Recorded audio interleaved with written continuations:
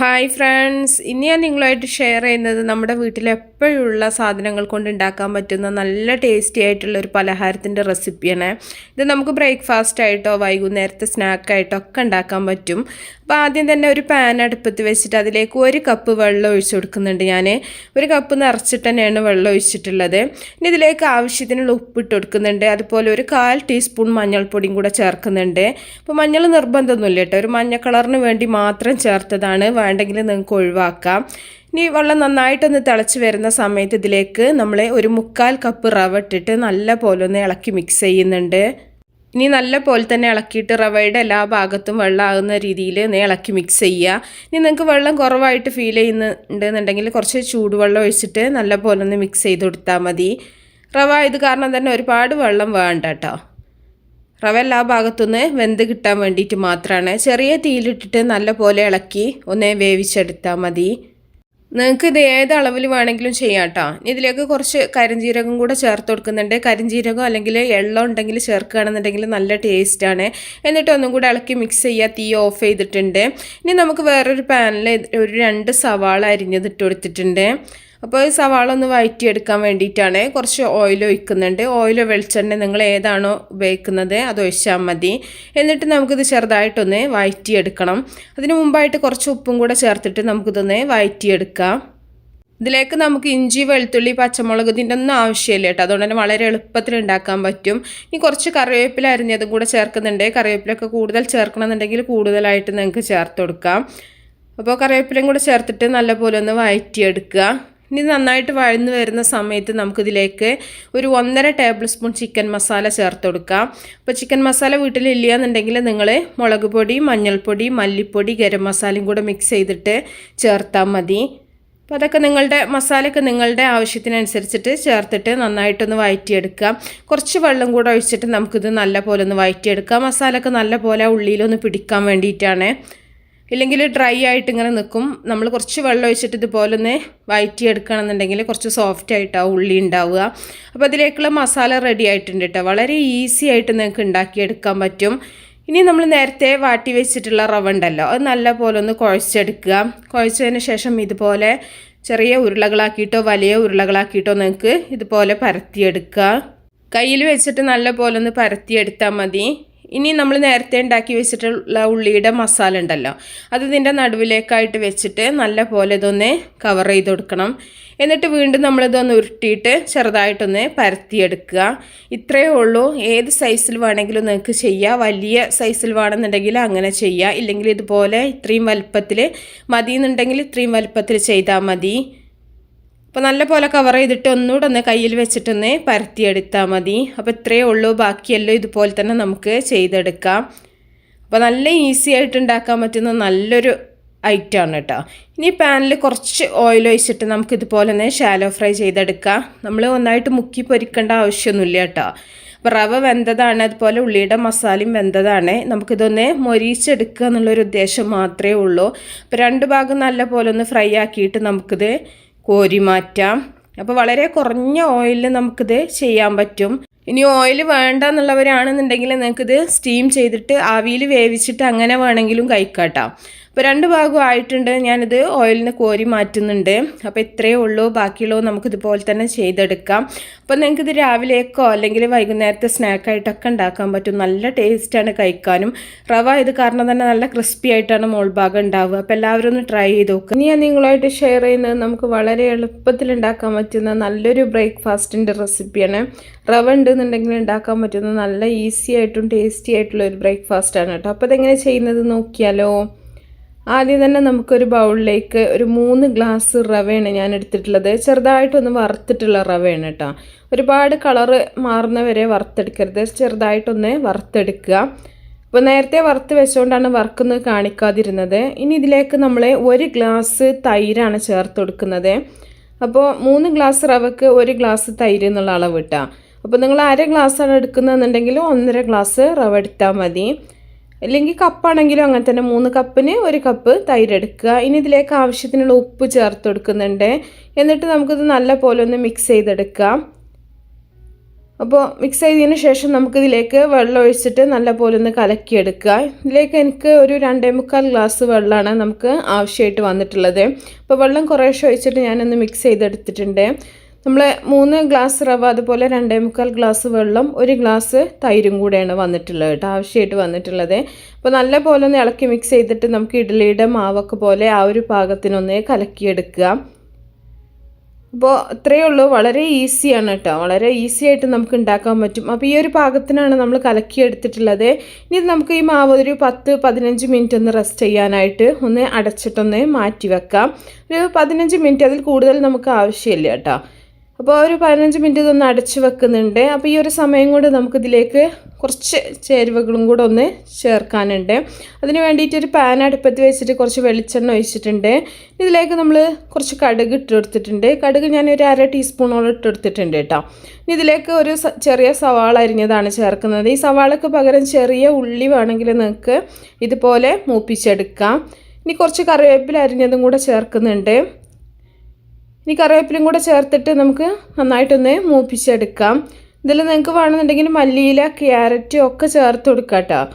ഇതിലേക്ക് കുറച്ച് മഞ്ഞൾപ്പൊടി, അതുപോലെ നിങ്ങളുടെ എരിവിനാവശ്യമായിട്ടുള്ള മുളക് പൊടിയും കൂടെ ചേർത്ത് കൊടുക്കുക. മഞ്ഞളും മുളകൊക്കെ ചേർക്കുമ്പോൾ തീ നന്നായിട്ട് കുറച്ച് വെക്കുക കേട്ടോ, ഇല്ലയെന്നുണ്ടെങ്കിൽ മസാല പെട്ടെന്ന് തന്നെ കരിയും. അപ്പോൾ ചെറുതായിട്ടൊന്ന് മൂപ്പിച്ചതിന് ശേഷം നമുക്ക് തീ ഓഫ് ചെയ്യാം. തീ ഓഫ് ചെയ്തതിന് ശേഷം നമുക്ക് ഈ മാവ് റെഡി ആയിട്ടുണ്ടെങ്കിൽ അതൊന്ന് തുറന്നിട്ട് നല്ലപോലെ ഒന്ന് മിക്സ് ചെയ്യാം. ഇനി നമ്മൾ കടുക് താളിച്ചത് ഇതിലേക്ക് ഒഴിച്ചു കൊടുക്കുക. കടുക് താളിച്ചതും കൂടെ ചേർത്തിട്ട് നമുക്ക് നല്ലപോലെ ഇളക്കി ഒന്ന് മിക്സ് ചെയ്യാം. അപ്പോൾ നല്ല എരിവ് വേണ്ടവരാണെന്നുണ്ടെങ്കിൽ നന്നായിട്ട് നിങ്ങൾക്ക് മുളക് പൊടി ചേർത്ത് കൊടുക്കുക കേട്ടോ. ഇനി ഒരു 1/4 ടീസ്പൂൺ സോഡാപ്പൊടി ചേർക്കുന്നുണ്ട്. നമ്മുടെ അപ്പക്കാരാണ്. അപ്പോൾ സോഡാപ്പൊടിയും കൂടെ ചേർത്തിട്ട് നല്ലപോലെ ഒന്ന് ഇളക്കി മിക്സ് ചെയ്യുക. സോഡാപ്പൊടി മാവിൻ്റെ എല്ലാ ഭാഗത്തേക്കും ആകാൻ വേണ്ടിയിട്ടാണ്. ഞാനിവിടെ വളരെ കുറച്ചാണ് സോഡാപ്പൊടി ചേർത്തിട്ടുള്ളത്. നിങ്ങൾക്ക് നല്ലപോലെ ഒരുപാട് അങ്ങോട്ട് പൊങ്ങി വരണമെന്നുണ്ടെങ്കിൽ അതിനനുസരിച്ചിട്ട് ഒരു 1/2 ടീസ്പൂൺ നിറച്ചിട്ടൊക്കെ നിങ്ങൾക്ക് സോഡാപ്പൊടി ചേർത്ത് കൊടുക്കാം കേട്ടോ.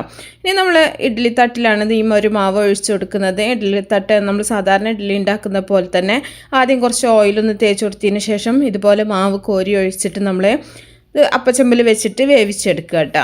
കുക്കറിലോ ചെമ്പിലോ വെച്ചിട്ട് നിങ്ങൾക്കിത് ആവി കയറ്റിയിട്ട് ഒരു 10 മിനിറ്റ് കൊണ്ട് തന്നെ നമുക്കിത് നന്നായിട്ട് തന്നെ വെന്ത് കിട്ടും. അപ്പോൾ എല്ലാ തട്ടിലും ഞാൻ മാവൊന്ന് ഒഴിച്ച് വെക്കുന്നുണ്ട്. വളരെ എളുപ്പത്തിൽ ഉണ്ടാക്കാൻ പറ്റുന്നൊരു ഇഡ്ഡലിയാണ് കേട്ടോ, വളരെ ഈസിയാണ് നമുക്ക് ഉണ്ടാക്കാൻ. അപ്പോൾ ഒരു 10 മിനിറ്റിൻ്റെ ഉള്ളിൽ തന്നെ നമുക്കിതൊന്ന് ആവി കയറ്റി ഒന്ന് വേവിച്ചെടുക്കാം. അപ്പോൾ വളരെ ഈസിയാണ്, കഴിക്കാനും നല്ല ടേസ്റ്റാണ്. അപ്പോൾ റെഡി ആയതിന് ശേഷം ഇതുപോലെ നമുക്ക് ഒട്ടി പിടിക്കാണ്ട് തന്നെ നല്ല ഉഷാറായിട്ട് കിട്ടും.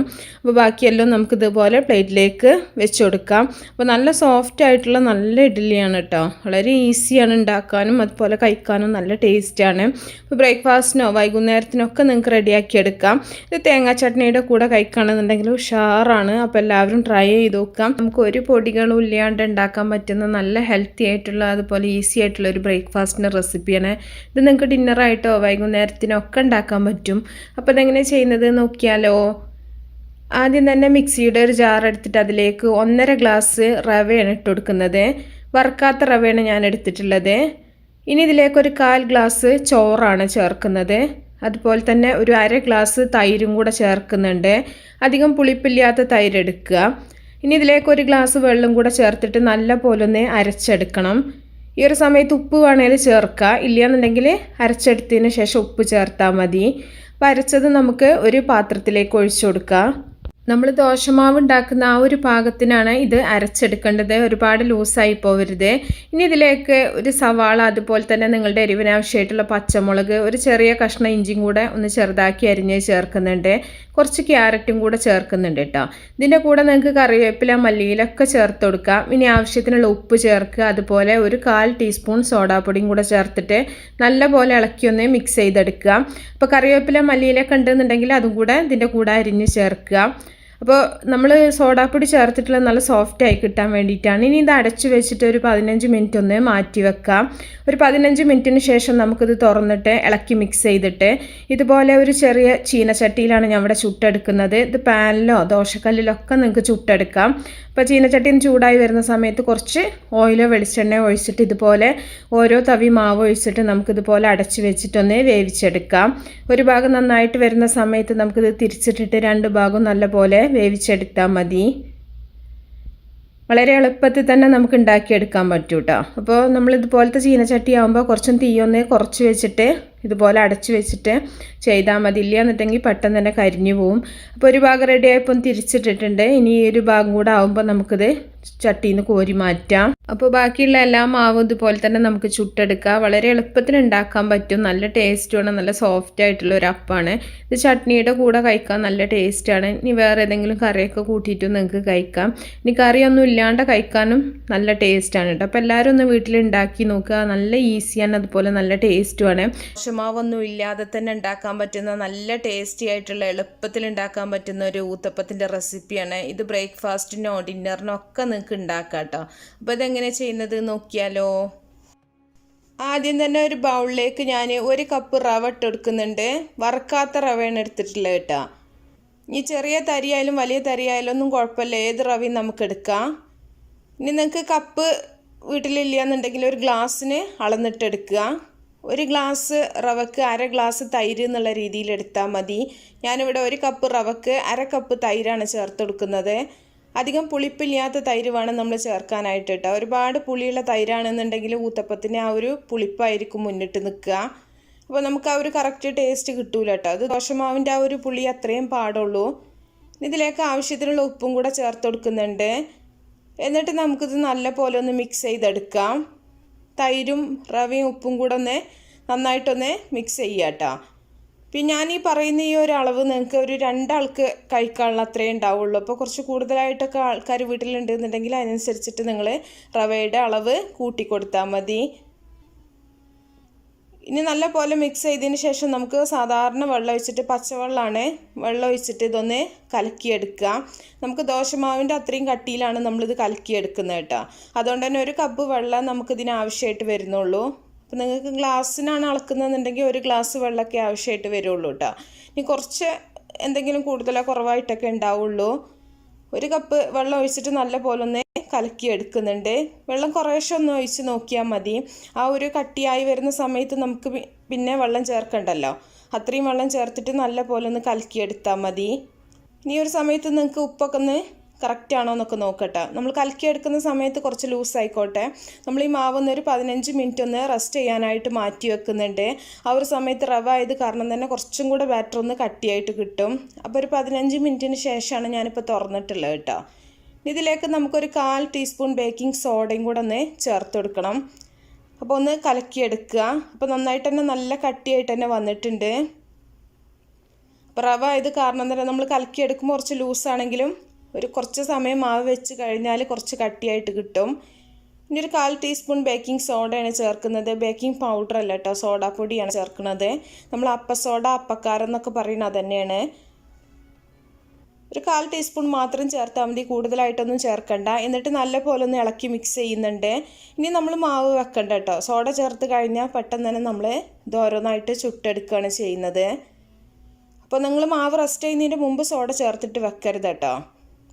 ഇനി ഒരു തവ ചൂടാക്കിയിട്ട് നമുക്ക് ഓരോ കയ്യിൽ മാവ് അതിൽ കോരി ഒഴിച്ചു കൊടുക്കുക. ചെറുത് വേണമെന്നുണ്ടെങ്കിൽ ചെറുതാക്കിയിട്ട് നിങ്ങൾക്ക് ഒഴിച്ചു കൊടുത്താൽ മതി. വലിയതാണെങ്കിൽ വലുതാക്കിയിട്ട് ദോശ പോലെ വേണമെങ്കിൽ പരത്തിയിട്ട് അങ്ങനെയും നിങ്ങൾക്ക് ചുട്ടെടുക്കാം. ഈ ഒരു മാവ് വെച്ചിട്ട് നമുക്ക് ദോശ ഉണ്ടാക്കാം കേട്ടോ. ക്രിസ്പി ആയിട്ടുള്ള ദോശയൊക്കെ ഉണ്ടാക്കാനൊക്കെ പറ്റും. അരി അരക്കാതെ അരി വെള്ളത്തിലിടാനൊക്കെ മറന്നിട്ടുണ്ടെന്നുണ്ടെങ്കിൽ ഇതുപോലെയൊക്കെ നിങ്ങൾക്ക് ദോശ ഉണ്ടാക്കിയെടുക്കാൻ പറ്റും. ഇനി കുറച്ച് ഉള്ളി അരിഞ്ഞതാണ്, സവാളയാണ് ചെറുതാക്കി അരിഞ്ഞത്, അതിൻ്റെ മുകളിലായിട്ട് ഇട്ട് കൊടുക്കുന്നുണ്ട്. ഇനി അതുപോലെ തന്നെ കുറച്ച് ക്യാരറ്റ് ചെറുതാക്കി അരിഞ്ഞതും കൂടെ ഇട്ട് കൊടുക്കുന്നുണ്ട്. ക്യാരറ്റ് ഇങ്ങനെ കഷ്ണങ്ങളായിട്ട് വേണ്ടാന്നുണ്ടെങ്കിൽ ക്യാരറ്റ് ഒന്ന് ഗ്രേറ്റ് ചെയ്തിട്ട് നിങ്ങൾക്ക് ഇട്ട് കൊടുക്കാം.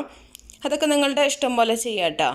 ഇനി കുറച്ച് പച്ചമുളക് ഇട്ട് കൊടുക്കുന്നുണ്ട്. പച്ചമുളകൊക്കെ കുട്ടികൾക്കാണ് വേണ്ടതെന്നുണ്ടെങ്കിൽ പച്ചമുളകൊക്കെ നിങ്ങൾക്ക് ഒഴിവാക്കാം. ഇതിൻ്റെ മുകളിലായിട്ട് കുറച്ച് മല്ലിയിലും കൂടെ നമുക്ക് ഇട്ട് കൊടുക്കാം. ഇനി എന്തെങ്കിലും മസാലപ്പൊടികളൊക്കെ വേണമെന്നുണ്ടെങ്കിലൊക്കെ ചേർത്ത് കൊടുക്കാം കേട്ടോ. അതൊക്കെ നമ്മളുടെ ടേസ്റ്റിനനുസരിച്ച് കുറേ മാറ്റങ്ങൾ നമുക്കിതിൽ വരുത്താൻ പറ്റും. ഇനി ഇതിൻ്റെ മുകളിലായിട്ട് കുറച്ച് നെയ്യോ ബട്ടറോ ഓയിലോ നിങ്ങളുടെ ഇഷ്ടം പോലെ കുറച്ചൊന്ന് ഒഴിച്ചു കൊടുക്കുക. നെയ്യോ ബട്ടറൊക്കെ ആണെങ്കിൽ കുറച്ചും കൂടെ നല്ല ടേസ്റ്റ് ഉണ്ടാവും. ഇതൊന്നും കഴിക്കാത്തവരാണെന്നുണ്ടെങ്കിൽ ഓയിൽ ഒഴിച്ചു കൊടുത്താൽ മതി. ഇനി നന്നായിട്ട് ചട്ടകം വെച്ചിട്ട് നമുക്കിതൊന്ന് പ്രസ് ചെയ്ത് കൊടുക്കുക. നമ്മൾ തിരിച്ചിടുന്ന സമയത്ത് വെജിറ്റബിൾസൊക്കെ ഒന്ന് പോവാണ്ടിരിക്കാൻ വേണ്ടിയിട്ടാണ് കേട്ടോ. അല്ലെങ്കിൽ മറിച്ചിടുന്ന സമയത്ത് അതങ്ങോട്ട് തെറിച്ചു പോവും. അപ്പോൾ അതിന് വേണ്ടിയിട്ട് ജസ്റ്റ് ഒന്ന് പ്രസ് ചെയ്ത് കൊടുക്കുക. ഒരുപാട് അങ്ങോട്ട് അമർത്തി കൊടുക്കണ്ട. അതിൽ പോകാത്ത ഒരു രീതിയിലാക്കിയിട്ട് പതുക്കൊന്ന് അമർത്തി കൊടുത്താൽ മതി. എന്നിട്ട് നമുക്കിതൊന്ന് തിരിച്ചിട്ട് കൊടുക്കാം. ഒരുപാട് സമയം വെക്കേണ്ട ആവശ്യമില്ല കേട്ടോ, പെട്ടെന്ന് തന്നെ ആയി കിട്ടും. കുറച്ച് സമയം കൊണ്ട് ദോശ ചുട്ടെടുക്കുന്ന അത്രയും സമയം തന്നെ നമുക്കിതിനും ആവശ്യമായിട്ട് വരുന്നുള്ളൂ. അപ്പോൾ തിരിച്ചിട്ട് കൊടുത്തിട്ടുണ്ട്. ഇനി ഒരു 2 മിനിറ്റ് അത്രയും നമുക്ക് ആ ഒരു ഭാഗം കൂടെ റെഡി ആവാൻ വേണ്ടി വരുള്ളൂ. അതും കൂടെ ആയാലും നമുക്കൊരു പ്ലേറ്റിലേക്ക് കോരി മാറ്റാം. അപ്പോൾ ബാക്കിയുള്ള മാവ് ഇതുപോലെ തന്നെ ചെയ്യട്ടെ. ഒരുപാട് കനത്തിൽ വേണമെന്നുണ്ടെങ്കിൽ കനത്തിൽ നിങ്ങൾക്ക് ചുട്ടെടുക്കാം. അപ്പോൾ ഒന്ന് അടച്ച് വെച്ചാൽ മതി, പെട്ടെന്ന് തന്നെ വെന്ത് കിട്ടാൻ വേണ്ടിയിട്ട്. ഞാനിവിടെ കനം കുറച്ചിട്ടാണ് ചുട്ടെടുക്കുന്നത്. അതോടെ നമുക്ക് അടച്ച് വെക്കേണ്ട ആവശ്യമൊന്നുമില്ല കേട്ടോ, വളരെ പെട്ടെന്ന് തന്നെ ഓരോന്നും റെഡിയായി കിട്ടും.